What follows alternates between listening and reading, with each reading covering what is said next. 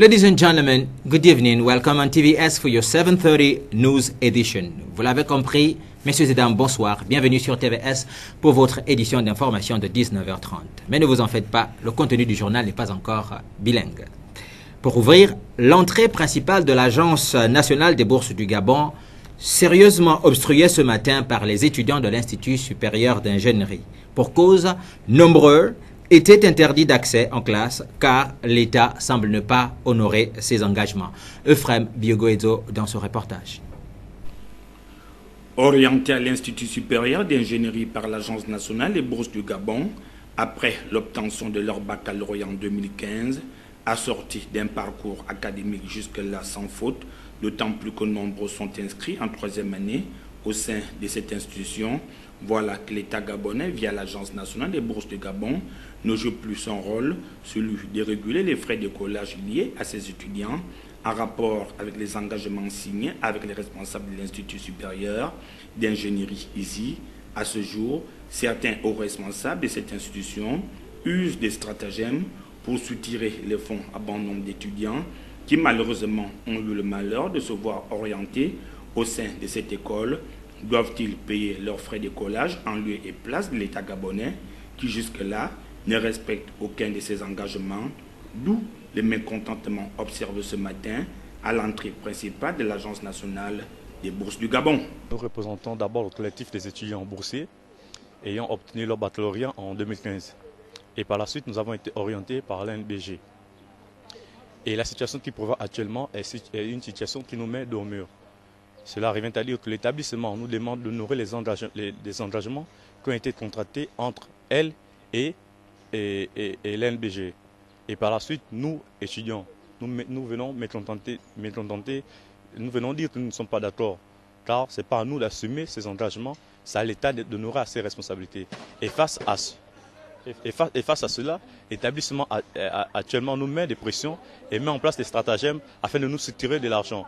Et nous fait comprendre que nous devons payer et par la suite, quand l'État va honorer à ses engagements, l'établissement va restituer l'argent que nous aurons déjà dépensé. Alors que ça, c'est un pur mensonge. C'est pourquoi nous avons décidé de venir d'un commun accord, l'ensemble des étudiants boursiers orientés à EASY, venir protester devant l'ANBG. Et nous voulons être reçus par monsieur le directeur général de l'Agence nationale des bourses du Gabon. Toute tentative à vouloir engager les échanges avec la direction générale de l'ANBG s'est avérée infructueuse, histoire de comprendre le nœud du problème. Mais les étudiants ont dit en rester là tant que les pistes et solutions ne sont pas trouvées. Nous sommes arrivés, nous avons pris l'audience. On demande de patienter car le directeur se retrouve actuellement en réunion avec son administration.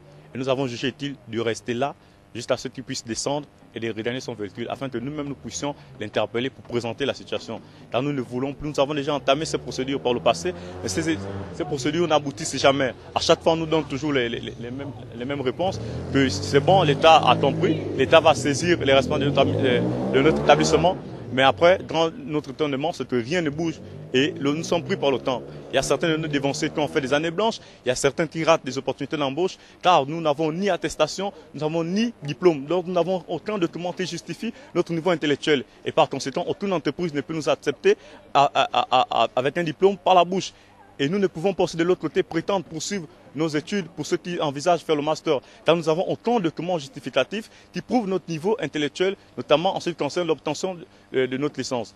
Comme pour envenimer l'atmosphère qui n'est pas déjà propice, la direction générale de l'EASY vient de sortir une circulaire à l'endroit des étudiants où elle exige à chaque étudiant de débourser la bagatelle somme de 930 000 francs CFA en guise de frais de scolarité. Du côté de l'Agence nationale des bourses du Gabon, on n'est pas totalement sorti de l'affaire tant qu'aucune solution ne sera trouvée face à cette querelle qui vient de voir le jour. Dans la perspective de la rentrée académique au sein de l'Institut universitaire de sciences de l'organisation, le corps administratif et la mutuelle s'activent à redonner fière allure à cet institut. Espaces verts, murs et autres endroits ont été réaménagés. Euphrem Biogoezo, Fleury As Ondo dans cet élément.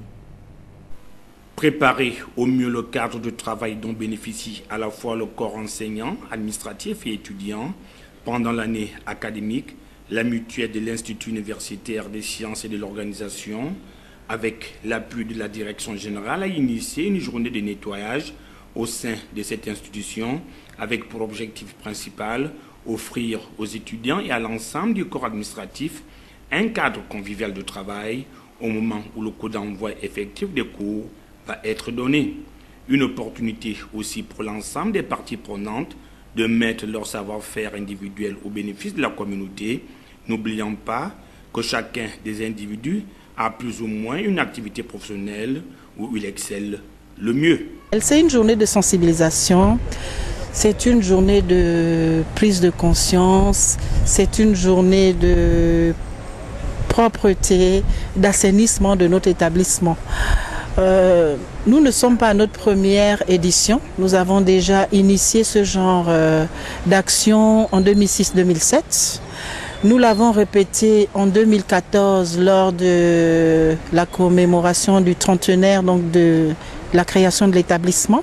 Et aujourd'hui, en 2018, nous avons pensé nécessaire qu'à l'orée donc de la nouvelle année académique, on pouvait également démarrer cette journée en initiant une activité comme celle-là, celle qui consiste à sensibiliser les acteurs de l'établissement. Progressivement, nous allons emmener les agents et les personnels de l'établissement à intégrer cette action pour le bien-être de l'établissement.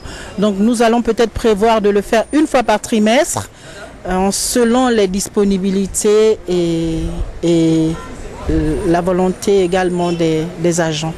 Voilà, il y a quoi faire.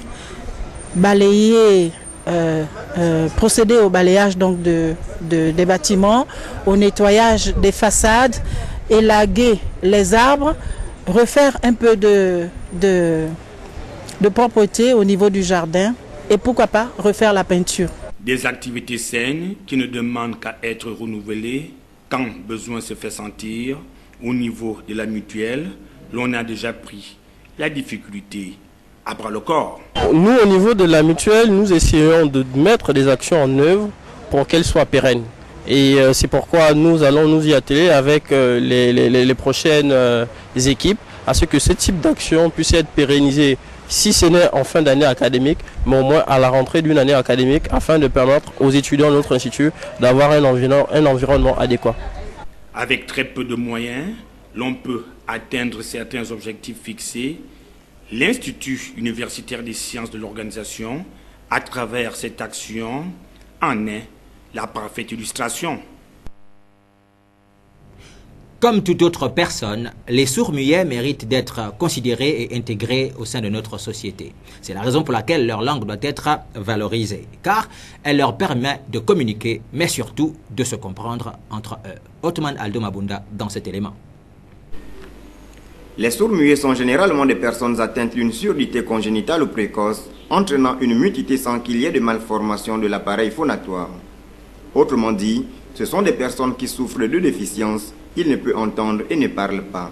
C'est ainsi qu'avant 1979, ces derniers utilisaient les gestes pour communiquer et se faire comprendre.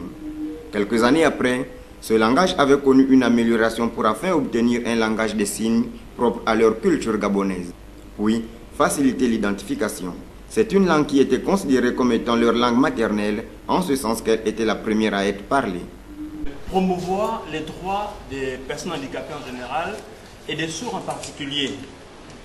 Et justement, c'est un appel en direction des décideurs politiques, de l'administration et du grand public afin justement de favoriser l'épanouissement des personnes sourdes.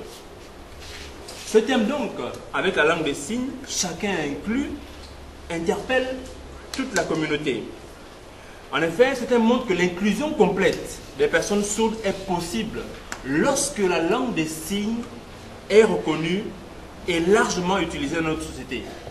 En effet, sans la reconnaissance réelle, la facilitation et la promotion de la langue des signes, les droits énoncés dans la Convention des Nations Unies sur les droits des personnes handicapées et l'agenda 2030 des objectifs de développement durable des Nations Unies récemment adoptés ne peuvent être pleinement atteints.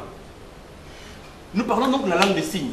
Il est important donc de rappeler le contexte gabonais. Quelle langue des signes donc était utilisée par les sourds avant l'arrivée du docteur Andrew Jackson Foster dans les années 1979? De l'avis de nombreux sourds gabonais, il n'y avait pas de langue des signes au Gabon avant son arrivée. Les rares sourds faisaient des gestes dits naturels pour se faire comprendre. Ce pasteur, donc, Andrew Jackson Foster, a donc transmis une langue, la langue des signes américaine. Or, avec l'évolution, cette langue des signes a connu certaines améliorations. Parce que, comme vous le savez, c'est une langue américaine et c'est une langue qui justifie le contexte américain. Or, les Gabonais ont un contexte différent. Il y a des particularités qui devraient être incluses dans cette langue des signes. C'est ainsi donc qu'on est parti de la langue des signes américaine à la langue des signes gabonaise qui est pratiquée par la majorité des sourds gabonais.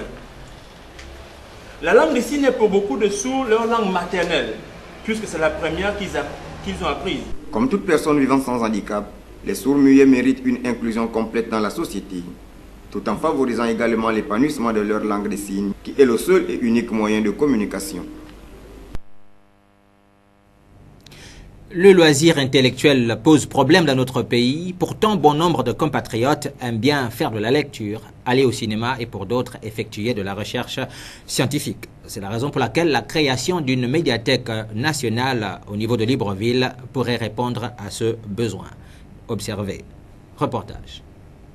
Pendant la période scolaire, élèves, étudiants, voire enseignants et chercheurs sont la plupart du temps confrontés à un manque d'informations ou de sources écrites ou orales officielles, et donc fiables pour traiter qui un devoir, qui un sujet de recherche. En plus des archives nationales, de la bibliothèque de l'université Omar Bongo ou de quelques deux bibliothèques des 3e et 4e arrondissements de Libreville, la création d'une médiathèque nationale à Libreville serait très louable. Que ce soit une médiathèque numérique ou ordinaire, le but sera de faciliter l'accès à l'information médiatique que les médias officiels du pays auraient traité. Ces fonctions pourraient être avoir en son sein une bibliothèque, autoriser la consultation et le prêt des DVD, avoir une galerie d'exposition, offrir un accès libre à Internet. À toutes fins utiles, une médiathèque diffère de la bibliothèque en ce que la médiathèque est un lieu où l'on consulte des données rassemblées sur des supports variés, films, documentaires entre autres, correspondant aux différents médias volontaires. Or, une bibliothèque est une salle, un édifice où sont classés des livres pour la lecture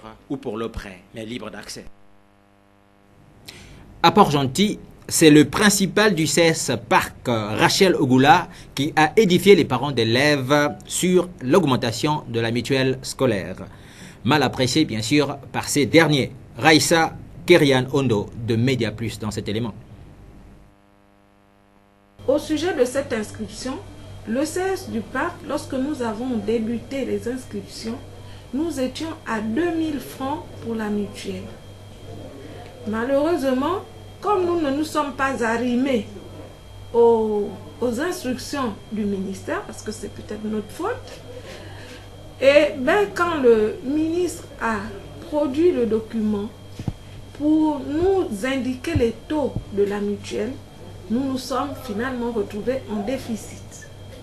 Et c'est ainsi que nous étions obligés de revenir vers les parents d'élèves pour leur dire qu'on devait augmenter le taux de la mutuelle à 10 000 francs. Donc, ce qui fait que ceux qui avaient déjà payé les 2 000 francs pouvaient revenir pour compléter les 8 000. Et ceux qui n'avaient pas encore payé, payaient maintenant sur la base de 10 000 francs les inscriptions. Nous restons à Port-Gentil où l'ONG Paul Sarah, qui fait dans la promotion de l'éducation sociale en milieu défavorable, a réuni l'ensemble de ses membres à la salle polyvalente du 2e arrondissement de la commune de Port-Gentil. Une occasion pour les responsables de présenter les nouvelles lignes de cette organisation. Raissa Kerianondo de Média Plus dans cet élément. Veiller à ce que le plus grand nombre, sinon que tous, aient accès à l'éducation et promouvoir des possibilités d'apprentissage dans des conditions équitables, c'est inspiré par cette recommandation figurant au nombre des objectifs de développement durable numéro 4 que l'association Paul Sarah a été créé avec le souci d'accompagner les enfants issus des milieux défavorisés dans la réussite scolaire. Créé sous la devise « Pour que l'éducation change le monde », cette devise vient rappeler, s'il en était besoin, le rôle important que revêt l'éducation dans la vie de tout être humain. Son logo, constitué par plusieurs mains qui forment un cercle autour de deux enfants de sexes différents, avec au-dessus de leur tête un livre ouvert, recouvert d'un rayon luisant de soleil, traduit l'appel à la solidarité de tous à l'égard des personnes vulnérables afin de leur assurer un avenir radieux. L'ONG Paul Sarah, pour sa part, s'engage humblement auprès des familles avec le concours de tous à apporter sa modeste contribution pour l'épanouissement de ses enfants. La rencontre qui s'est tenue ce jour dans la salle polyvalente de la mairie du 2e arrondissement, circonscription pilote de ce projet, qui réunissait les membres de la dite association, les enfants bénéficiaires et leurs parents, visait à remettre à ces derniers des kits scolaires complets ainsi que leur uniforme et leur billet d'entrée. Pour cette première expérience, 30 enfants, dont le quart n'a jamais été à l'école, ont été recensés dans un environnement où la précarité impose son dictat et où toutes les âmes sensibles sont appelées à se manifester. La survie de ce partenariat réside sur une obligation de réussite des enfants bénéficiaires, précisera lors de la lecture de la charte devant l'assistance la trésorière adjointe. Cette charte fixe sur ce point l'ONG Paul Sarah et les parents se sont mis d'accord pour l'accompagnement scolaire des enfants retenus. À travers cette charte, l'ONG Paul Sarah reconnaît la place centrale des parents d'élèves en tant que partenaires ayant droit à des égards et à de la considération. Ce projet, soulignons-le, vise également à emmener ses parents à mieux suivre leur jeune progéniture, car la réussite de chaque enfant dépend essentiellement de l'attention que lui accordent ses parents ou tuteurs. Dans le cadre de la journée du souvenir Cheikh Amadou Bamba, le porte-parole de la communauté mouride du Gabon a fait un bref rappel sur les recommandations enseignées par le Grand Mahal lors de son séjour au Gabon. Euphrem Biogo-Edzo fleurit assez hondo dans cet élément. Pour la lecture du Coran, Cheikh Amadou Bamba disait « Quiconque veut parvenir à proximité d'Allah doit lire le Coran sans jamais l'abandonner. Celui qui veut, dis-je, obtenir l'agrément d'Allah doit lire et méditer le Coran. » Par ces citations, vous comprenez l'importance que ce saint homme accordait à la méditation, qui est le thème de ce Magat 2018 ici au Gabon et qui a été brillamment développé par notre frère Saliou Sek. Lors de mon premier pèlerinage dans la ville de Touba, en 1984, j'avais peut-être 16 ou 17 ans. Ça fait longtemps. Le calife de cette époque, Serigne Abdullah Mbacké, nous disait « Nous sommes des mourides, armés de la ferme volonté de devenir des véridiques, des mourides sadiques. Cela ne peut que traduire notre action méritoire, car Serigne Touba est l'initiateur de cette voie. Il est le fondateur de la ville sainte de Touba, symbole d'un arbre dans le jardin paradisiaque. Nous sommes fermement convaincus que Serigne Touba, notre confiance, a recommandé sa vie durant pour l'obéissance à Dieu, le culte exclusif. Il nous exhortait au travail, à la maîtrise de soi-même et à la voie droite. Quand on a confiance à quelqu'un, on doit suivre et observer dignement ses instructions. Il nous échoit de persévérer et de veiller à ces prescriptions basées sur la sunna du prophète Mohammed, que la paix et la bénédiction de Dieu soient sur lui et sur sa famille. Gage de notre salut dans les deux mondes. Nous, adeptes mourides, Serigne Touba reste à jamais notre patrimoine et une inépuisable source d'inspiration. Il dira: qui vient à moi pour s'enquérir des biens terrestres sera comblé, car je m'en suis retourné pour les autres. Celui qui me viendra en quête de l'au-delà, je suis à même de le combler suffisamment. La seule personne qui me laisse perplexe sur sa destinée, disait-il, est celui qui refuse mon éminence auprès de Dieu. Nous parlons à présent de politique avec l'affaire de l'incendie de la mairie de Ndjolé, où l'épouse de la victime qui sort de son silence. Elle a, à partir de cet instant-là, fait un point de presse au cours duquel elle dénonce que son mari n'est pas, justement, ne fait pas partie de ces personnes-là qui auraient vandalisé donc cette mairie. Les détails avec Arnaud Mbabekoum dans cet élément. Mathilde Avognon, épouse Nangeko. Je représente M. Dieudonné Nangeko, mon époux, et les 60 autres personnes qui sont présentement et arbitrairement détenues à la prison centrale de Lambaréné, suite aux élections législatives et locales dans la commune de Ndjolé. Je voudrais ici préciser que mon époux est un honnête citoyen qui, à la demande forte et pressante de la population de Ndjolé et sans appartenance de parti politique, a accepté de se présenter aux élections. Elle dénonce à cet effet l'incarcération arbitraire de son époux, dont elle réclame la libération ainsi que d'autres personnes incarcérées pour les mêmes motifs. Elle est toujours au micro d'Arnaud Mbabekong. À l'issue de cela, ils ont été gardés à vue à la gendarmerie de Gros-Bouquet pendant 8 jours consécutifs, ce qui est un déni de droit. Jusqu'à ce jour, ils ne sont plus retournés, plus jamais retournés chez eux.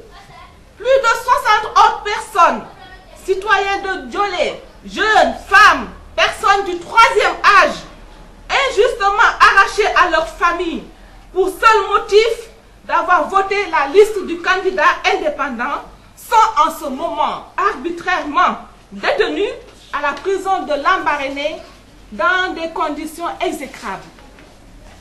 À cela s'ajoutent des cas de maladie ayant nécessité des hospitalisations pour hausse de tension et déprime. Un huissier de justice mandaté a interrogé des personnes détenues et qui ont nommément cité les personnes vues avec des bidons d'essence. Pourquoi ces personnes ne sont pas interpellées? Pourquoi l'incendie n'éclate que 2 heures après la proclamation des résultats? Pourquoi les membres de la liste PDG ne sont-ils pas entendus par les services judiciaires? Pourquoi le président local de la CGE est-il porté disparu? Et pourquoi sa responsabilité pénale n'est pas engagée conformément au code électoral? Pourquoi les gardés à vue du Gros-Bouquet étaient-ils pendant presque toute une semaine interdits de parler à leur avocat sous prétexte que des supposées instructions auraient été données par les autorités? Quelles responsabilités ont le commandant de brigade de gendarmerie de Ndjolé ainsi que ceux des différents chefs d'unité des forces de l'ordre qui étaient chargés de la sécurisation de la préfecture et de la mairie de Ndjolé et qui ont livré la mairie aux pillards avant qu'elle soit incendiée? Que disent les différents services de renseignement qui ont certainement été envoyés en renfort dans cette petite ville qui ne parvenait pas à rendre publics les résultats électoraux 2 jours après l'ensemble du territoire national? A-t-on pensé qu'au-delà de personnes innocentes emprisonnées injustement, ce sont des familles entières qui sont privées des sources de revenus, des emplois menacés? Autant de questions qui nous montrent que le droit et la justice n'ont pas été appliquées? A-t-on pensé qu'au-delà des personnes innocentes emprisonnées, ce sont des familles entières qui sont privées de sources de revenus, des emplois menacés, des enfants non scolarisés, les parents étant en prison, des étudiants bloqués? 2 moteurs hors bord appartenant à M. Dieudonné Naeko ont été saccagés par incendie au lendemain de ce même scrutin électoral. Qui sont les auteurs et les commanditaires? Toutes ces questions nous prouvent suffisamment qu'il s'agit là de détention arbitraire à type politique. Il s'agit là d'une victime incriminée. Je puis vous assurer que le tempérament et l'amour que Dieudonné Naeko a pour sa ville ne lui auraient jamais permis ni de faire, ni d'encourager les populations à faire du mal à la ville qu'il a tant aimée. J'en appelle à la relaxe pure et simple de mon époux Dieudonné Naeko et de 61 autres personnes détenues arbitrairement à la prison de Lambaréné, surtout les femmes, les enfants et les personnes âgées. Je vous remercie. Toujours en politique, au lendemain de l'annonce des résultats provisoires du second tour des législatives, Alexandre Barraud-Chambrier, le président du Rassemblement Héritage et Modernité, reconnaît sa défaite dans le 4e arrondissement de Libreville. Il annonce qu'il n'engagera aucun recours pour ne pas perdre son temps. Annonce faite hier au cours d'une conférence de presse animée à son QG 6 au quartier Awenje. Pierre Parfait Mbadikumba dans cet élément. Alexandre Barraud-Chambrier, le président du Rassemblement Héritage et Modernité, a animé une conférence de presse au lendemain de la publication des résultats du second tour des législatives, relevant les fraudes et irrégularités ayant entraîné son échec face au candidat du PDG au premier siège du 4e arrondissement de Libreville. Outre les irrégularités dénoncées au lendemain du premier tour, il faut ajouter, pour expliquer dans une large mesure cette victoire au forceps du candidat du PDG, l'implication personnelle du Premier ministre qui n'a pas hésité à descendre dans l'arène, à recourir au tribalisme, à l'achat des consciences et même à me diaboliser. D'énormes moyens financiers. En dépit de cela, j'accepte ce résultat et ne ferai aucun recours.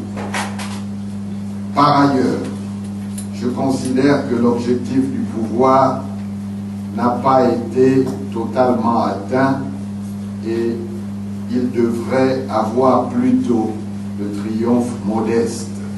Autre point ayant cristallisé l'intérêt des médias, l'état de santé du chef de l'État Ali Bongo Ondimba, hospitalisé officiellement pour cause de fatigue sévère. La figure de proue de la famille Chambrier a fustigé la désinvolture des propos du Premier ministre Emmanuel Issot-Ngonde, qui estime que c'est un non-événement. Alexandre Barraud-Chambrier a exigé des éclaircissements en signe de respect envers le peuple gabonais. Dans tous les cas, les Gabonais ont également le droit de savoir la vérité. Et notre parti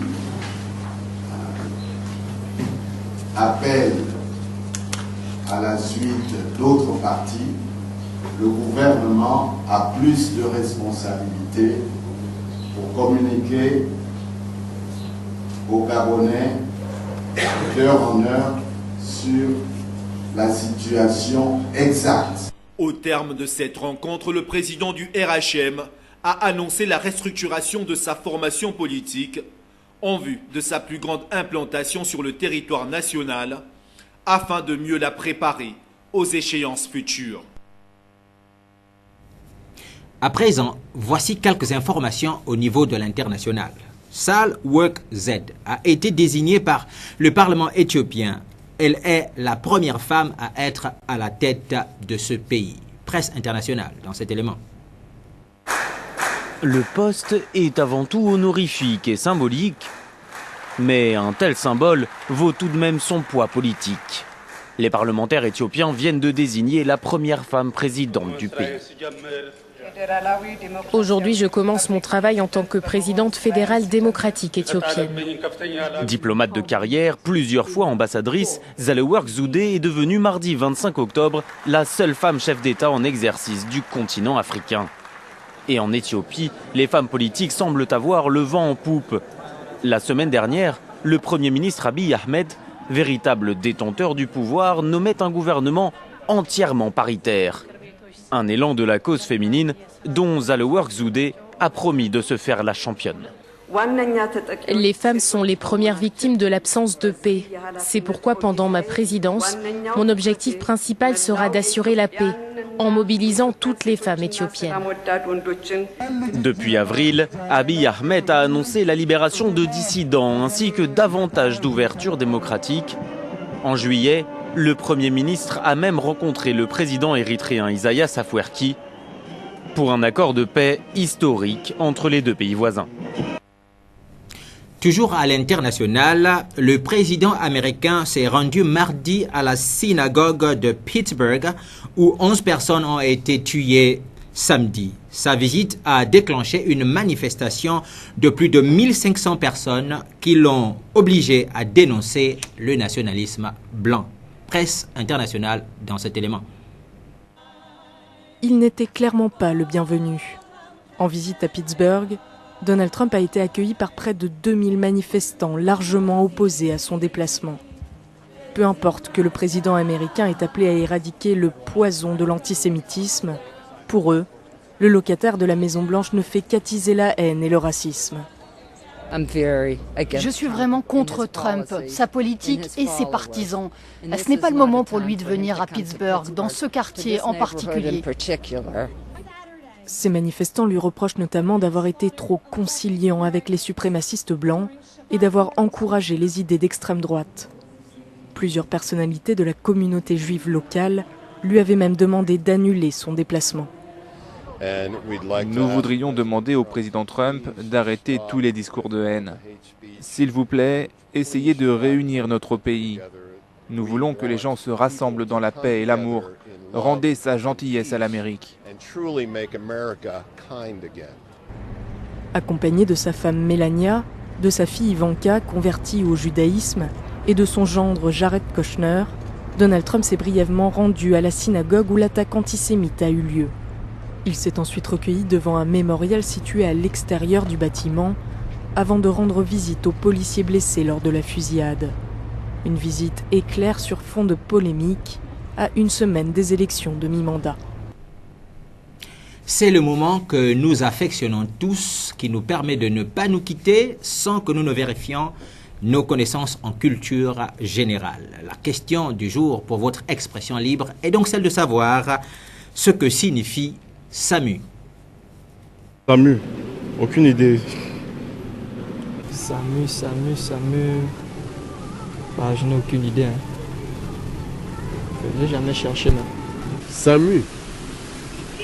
Ah, SAMU, quand je vois un peu, c'est une société qui est installée à l'hôpital général, qui s'occupe des accidents.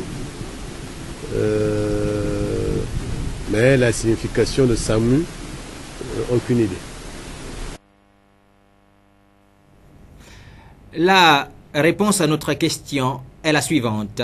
SAMU signifie Service d'aide médicale urgente. Ladies and gentlemen, we have come to the end of this news edition for today. We thank you very much for watching us. The rendezvous is taken for tomorrow at 12:30 and 7:30. Pour donc vous dire, messieurs et dames, nous vous remercions de nous avoir regardés pour cette édition d'information de 19h30. Le rendez-vous est pris pour demain, d'abord à 12h30, ensuite à 19h30. Quant à moi, je vous souhaite bonne soirée. Merci.